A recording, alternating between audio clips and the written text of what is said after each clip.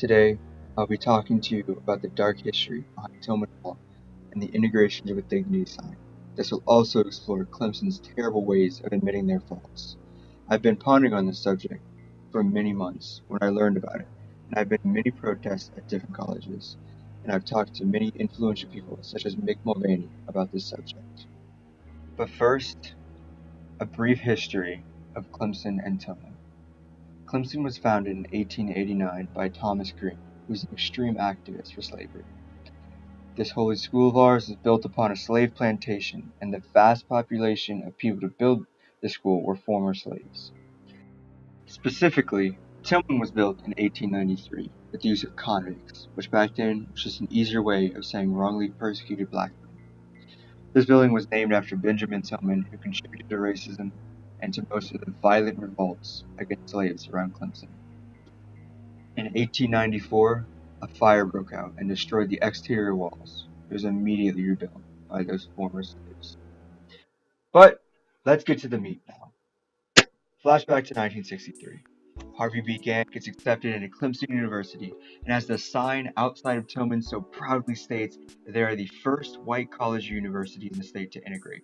This means just having black and white students in the same student body. On this sign, they very briefly, and let me reiterate, very briefly, go over the struggle that Gantt had getting in. They are creating a euphemism where it does not need to be one. They are sugarcoating something that needs the opposite to be done, because they want to appeal better to the public. Gantt was a very smart individual, and he was very persistent with his acceptance into Clemson. On the sign, they do not do a good job on reminding people of who Gantt was as a person, for that is the only reason he got in, is his persistence. They leave out how Gantt went to court more than once in order to get in, and the constant prejudice he received from people while attending, being the only person of color in an all-white school in the Bible Belt. Although no one will deny the terrible past and racist and belligerent people of Clemson in the 1960s, it is not talked about, and this has been an issue with plenty of students, including me. This picture that is featured on Clemson's website of Tillman is aesthetic, but wrong. The sign and the building name caused much turmoil on campus, such as causing graffiti on Tillman, the constant reminder of how Clemson is not diverse at all, and protests. His struggle should show us how to continue to fight and be a moral compass, but also should remind us of the brutal past of Clemson. The sign needs to be remade into something that includes the struggle of Gantt and that gives credit to all the slaves that helped build this university from its foundation. Although this picture is for the statue in South Carolina, Columbia to be taken down, there have been many protests on Clemson's campus about reconstructing Tillman and the sign.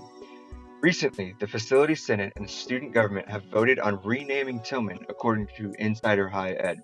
This is a major step for Clemson because there is starting to be progress made, which is something that needs to start happening around the campus. Hopefully, we can turn a new page and move on, but not forget about the rest of the story left behind. Thank you.